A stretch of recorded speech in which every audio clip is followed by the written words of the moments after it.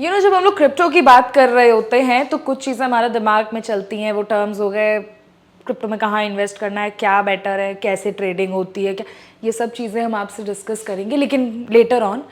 अभी जो सबसे ज़्यादा इम्पॉर्टेंट है as an Indian crypto investor, you should know about the government stands on this. इससे पहले वाले वीडियो में मैंने आपको थोड़ी सी एक न्यूज़ के थ्रू झलक दिखाई थी कि इंडियन गवर्नमेंट अभी फ़िलहाल के लिए क्रिप्टो को बहुत ज़्यादा सपोर्ट नहीं करती है, मतलब वो बहुत कंफ्यूजिंग स्टांस में है।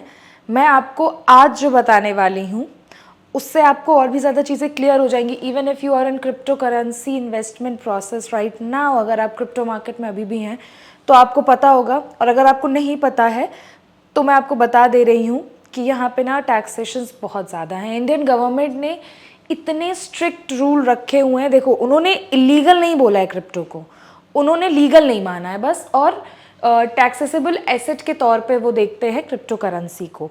अच्छा, इन सब के बीच में उन्होंने टैक्सेशंस इतने ज़्यादा हाई रखे हुए हैं, इतने ज़्यादा हाई रखे हुए हैं, और इतनी ज़्यादा स्ट्रिक्ट पॉलिसीज़ हैं when it comes to this taxation. उसको आप जब सुनेंगे तो यू विल लाइक कि यार ये तो चाहते ही नहीं है कि हिंदुस्तान में क्रिप्टो करेंसी आए। मैं प्रमोट नहीं कर रही हूँ, मैं पहले ही बता दे रही, इससे पहले मेरी वीडियो उतार दी जाए इन 2 स्टार्स। मैं प्रमोट नहीं कर रही, मैं बस आपको एग्जैक्ट सिचुएशन बता रही हूँ कि हिंदुस्तान में क्रिप्टो करेंसी का स्टैंड क्या है। गवर्नमेंट कितनी स्ट्रिक्ट पॉलिसीज़ का मतलब है 3 चीज़ें। पहला, वो मनी लॉन्ड्रिंग से बचना चाहती हैं, वो नहीं चाहती कि देश में मनी लॉन्ड्रिंग हो, हलाला बाज़ार नहीं बनाना चाहती वो क्रिप्टो को। तीसरा, रेगुलेशन में इतना प्रॉब्लम आता है यार उनको, वो नहीं चाहती कि ऐसी कोई भी चीज़ आए मार्केट में नई जिसमें वो बिल्कुल उनके हाथ में ही ना हो कुछ, क्योंकि ना तो क्रिप्टो को आरबीआई देखता है, ना ही उसको बीएसई देखता है, ना ही उसको सेबी देखता है। Crypto is actually something on its own. और इतने हाई टैक्सेस का मतलब ही यही है कि वो चाहते हैं कि हमारे जो टैक्सेस हैं, जितने भी लोग क्रिप्टो में इन्वेस्ट कर रहे हैं, मुझे ऐसा पर्सनली लगता है कि इंडियन गवर्नमेंट ने टैक्सेस इतने ज़्यादा स्ट्रिक्ट किए हुए हैं, पॉलिसीज़ जो अभी फाइनली ऐसे नॉर्मली पॉलिसीज़ नहीं बनी हुई है, बट इतना टफ जो इन्होंने एटमॉस्फेयर बना रखा है क्रिप्टो के अगेंस्ट, वो इसलिए चाहते क्योंकि पहली चीज़ तो यार क्रिप्टो की मार्केट ना बहुत वॉलेटाइल होती है। आप उसमें इन्वेस्ट कर रहे हो, ज़्यादा पैसा लॉस कर दोगे। चीज़ें रेगुलेटरी नहीं है, गवर्नमेंट के हाथ में नहीं है, तो अगर आप ज़्यादा कुछ लॉस कर दोगे, आपके साथ स्कैम हो जाएगा, कुछ हो जाएगा, government has nothing to do with it, वो कुछ कर ही नहीं सकती हैं। तो वो बस ये चाहती हैं कि वो उसको बहुत ज़्यादा प्रमोट ना करें। तो ये ऊपरी बातें हो गई हैं। अब ज़रा मेन टॉपिक पे आ जाते हैं कि आखिरकार हिंदुस्तान में क्रिप्टो टैक्स दिखता कैसे है। तो शुरुआत करती हूँ मैं आपके साथ, क्या इंडिया में क्रिप्टो टैक्सेसेबल है। इतनी सारी बातें बोलने के बाद 100% टैक्सेसेबल है, क्योंकि इंडिया में क्रिप्टो जो है वो लीगल नहीं है। मतलब इलीगल तो गवर्नमेंट ने नहीं बोला उसे, लेकिन वो लीगल नहीं है और टैक्सेसेबल एसेट है। अप्रैल 1, 2022 को ये बात डिसाइड हुई थी कि अगर आप लोग क्रिप्टो में इन्वेस्ट कर रहे हैं तो यू हैव टू पे टैक्सेस। फिर चाहे वो कुछ भी हो, चाहे आप बिटकॉइन बेच रहे हो, चाहे आप इथीरियम बेच रहे हो, चाहे आप NFT जो है वो फ्लिप कर रहे हो, या फिर आप एयर ड्रॉप से माइनिंग करो, या कुछ भी करो, एयर ड्रॉप करो या फिर माइनिंग करो, do what ever you want. अगर आपने कमाया है पैसा क्रिप्टो से, यू हैव टू पे द टैक्सेस। क्या है टैक्सेस का इंफ्रास्ट्रक्चर, इनका क्या जाल है टैक्सेस का। 30% टैक्स का आपके पास एक प्रोसेस होता है। अब इसको 30% टैक्स को मैं आपको कैसे समझाऊँ। 30% टैक्स आपने 1 लाख रुपए आपने डाले हैं क्रिप्टो के अंदर, ठीक है। फिर आपने जब क्रिप्टो बेचा उस टाइम पे आपकी क्रिप्टो की वैल्यू जो थी, जो भी कॉइन आपने लिया था उसकी वैल्यू 1,50,000 हो गई। अब इसका 30% यानी गवर्नमेंट को आपको 15,000 रुपये देना ही पड़ेगा, एंड दिस इज़ मैंडेटरी, आप इससे बच नहीं सकते हैं, ठीक है।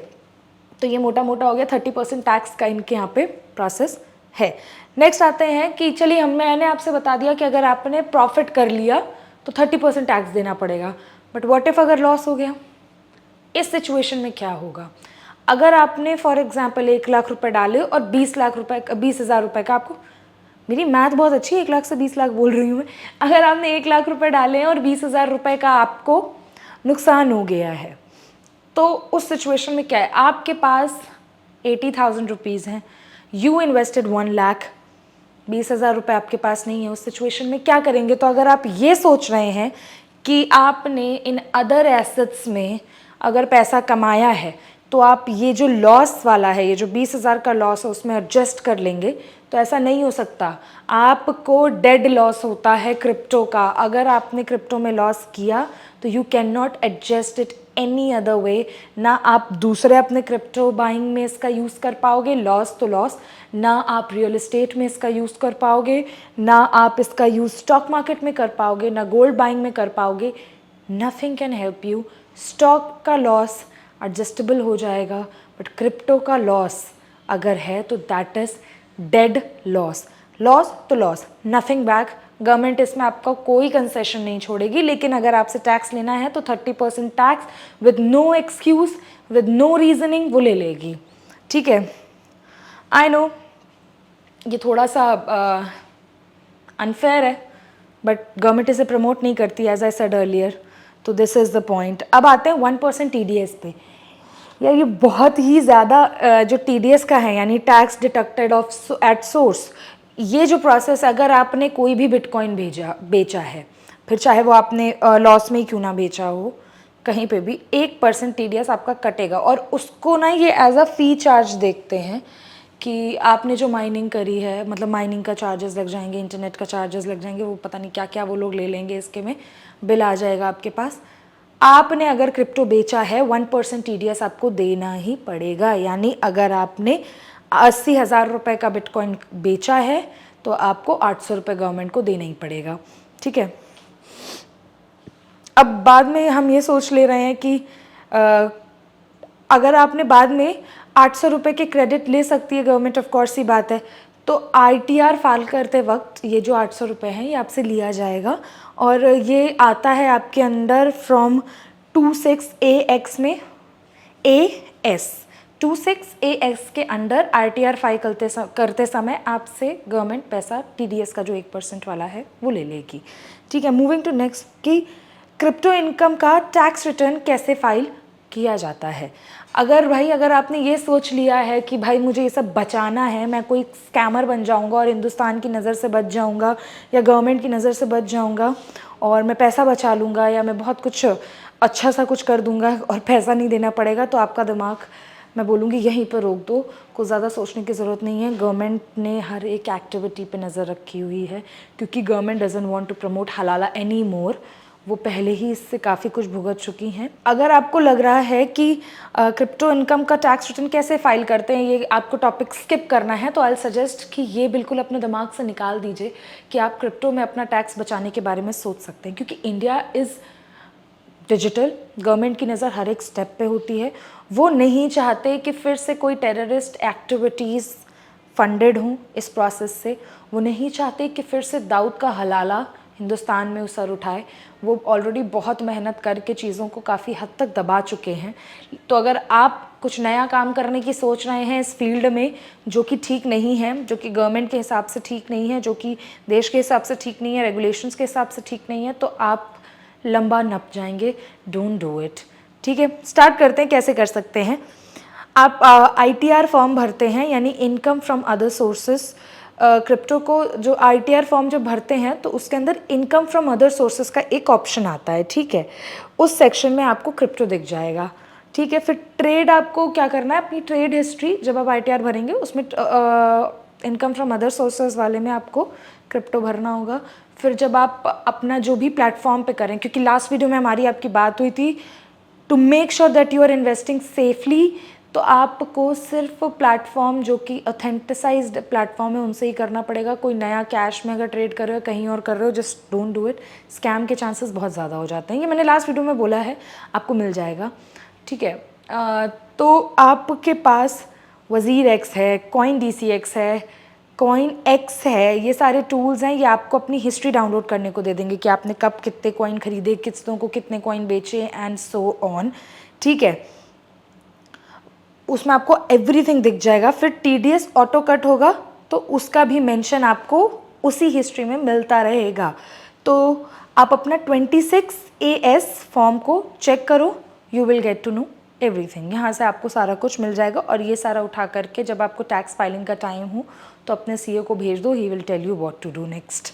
ठीक है, मैंने नहीं बोलना चाह रही थी, बट स्टिल अगर आपके दिमाग में है कि टैक्स नहीं भरना है, कहीं से बचना है, CA को भेज दिया, कुछ स्मार्ट प्रोसेस लगा दिया, तो मैंने टैक्स नहीं भरा भाई क्रिप्टो का। पहली चीज़ तो दिस इज़ इम्पॉसिबल कि आप अपनी गलती छुपा पाएंगे। दूसरी चीज़ कि अगर आपने फिर भी कहीं से कुछ कर लिया और आपके पास पैसा बच गया, मैं हाईली सजेस्ट करूँगी मत करिएगा, लेकिन अगर पैसा बच गया तो आपके साथ क्या क्या होगा। पहली चीज़ तो आपको फ़ाइन लगेगा, जो कि ऑब्वियस है, अच्छा फ़ाइन नहीं होता, ज़्यादा ही पैसा देना पड़ेगा। दूसरा, इसमें आपको इंटरेस्ट लगता है, आप फ़ाइन देंगे, फ़ाइन का भी इंटरेस्ट लगेगा आपके ऊपर। फिर इसके बाद अगर केस ज़्यादा सीरियस मैटर है, आपने बहुत लंबा घपला किया है, तो आपके ऊपर केस हो जाएगा। एंड हो सकता है कि आप दोबारा कभी क्रिप्टो में ट्रेड भी ना कर पाएँ। ठीक है, गवर्नमेंट आपको फिर तो अलाउ नहीं करेगी इस सब के अंडर। तो भाई अब ये सारी बातें सुन के आपके दिमाग में एक चीज़ तो आ रही होगी कि आखिरकार इंडियन गवर्नमेंट है वो इतना ज़्यादा क्रिप्टो को लेकर के स्ट्रिक्ट क्यों है। इनिशियली मैंने आपसे बात की थी वीडियो के स्टार्टिंग में कि गवर्नमेंट क्रिप्टो को लेकर के इतनी सीरियस क्यों है। अगेन थोड़ा सा इसको मैनेज करना मुश्किल है, लेकिन इंडिया में ना कुछ बहुत राइजिंग प्रॉब्लम्स हैं, जैसे आपकी मनी लॉन्ड्रिंग हो गया, फिर टेरर फंडिंग हो गया, फिर आपका टैक्स इवेशन हो गया, फिर उसके बाद हवाला ट्रांसफ़र हो गया। ये सब जो बड़े बड़े रीजंस हैं, इसकी वजह से इंडिया जो है वो क्रिप्टो से ना थोड़ा सा अभी बच के रहती है, क्योंकि दे नो कि अगर ये एक बार दोबारा चालू हो गया तो चीज़ें फिर से मैनेज करना मुश्किल हो जाएगा। एंड क्रिप्टो जो है वो एक बहुत अच्छा तरीका है कि जिससे ये सारी चीज़ें दोबारा से चालू हो सकती हैं। ठीक है, 30% टैक्स सेम एज़ गैम्बलिंग और लॉटरी है। अगर आप कभी भी कोई गैम्बल करते हो या लॉटरी लेते हो तो आपको जो वहाँ पे टैक्स देना पड़ता है वो सेम टैक्स आपका क्रिप्टो में भी लगता है, दैट इज़ 30% टैक्स। फिर चाहे आपने लॉटरी खरीदी हो, चाहे आपने हॉर्स रेसिंग के ऊपर डाला हो, चाहे गैम्बलिंग में पैसा खरीदा हो, सरकार वहाँ पे भी 30% टैक्स लेती है, सरकार यहाँ पे भी 30% टैक्स लेती ही है, क्योंकि क्रिप्टो को भी उसी कैटेगरी में डाल दिया है जिस कैटेगरी में आपकी लॉटरी, गैम्बलिंग और ये सब आते हैं। मैंने पहले ही कहा था क्रिप्टो को लेकर के इंडिया का स्टैंड अभी बहुत ज़्यादा क्लियर नहीं है। तो भाई ये जो आपका नेक्स्ट आता है जो 1% TDS है, इसको इन्होंने एज अ सर्वेलेंस टूल रखा हुआ है। देखो TDS 1% का लगाने का मतलब ही यही है कि कहाँ पे क्या हो रहा है, किधर पे गवर्नमेंट एक्चुअली बहुत ज़्यादा नज़र, मैंने अभी आपको फर्स्ट पॉइंट बताया था ना कि वो नहीं चाहती कि फिर से मनी लॉन्ड्रिंग हो, टेरर फंडिंग हो, ये सब चीज़ें हो। तो ये 1% TDS जो है वो गवर्नमेंट को मदद करता है ये जानने के लिए कि आखिरकार पैसा गया कहाँ है। उनको इस चीज़ को देखने समझने में, गवर्नमेंट को ट्रैक करने में थोड़ा सा आसानी होती है। ठीक है, लॉट्स जो आपके लॉसेस हैं वो एडजस्ट ना होने देने का सीधा मतलब यही है, दे डोंट प्रमोट। इतनी वोटालिटी है, मार्केट कभी भी अप्स डाउन होते रहते हैं, तो वो सिटीजन्स की भलाई के लिए ऐसा करना चाहते हैं। तो that's all for today's video. मैंने ऑलमोस्ट आपको सारा कुछ यहाँ के टैक्सेशन प्रोसेस का बता दिया, गवर्नमेंट का स्टैंड बता दिया, कौन से लॉ के पीछे गवर्नमेंट का क्या सोचना है वो बता दिया। आपसे नेक्स्ट वीडियो में मिलती हूँ। और अगर आपको लगता है कि इस टॉपिक पे मैंने कुछ कवर नहीं किया है and you wanted to know more about crypto, you wanted to know more about crypto taxes, क्योंकि बहुत सारी चीज़ें मैंने आपको सिर्फ ऊपर ऊपर बताया है, सो दैट जो आपके लिए बहुत ज़रूरी है, बट अगर आपको डीप में जानना है तो comment below, I will definitely let you know कि क्या है, कैसे हैं।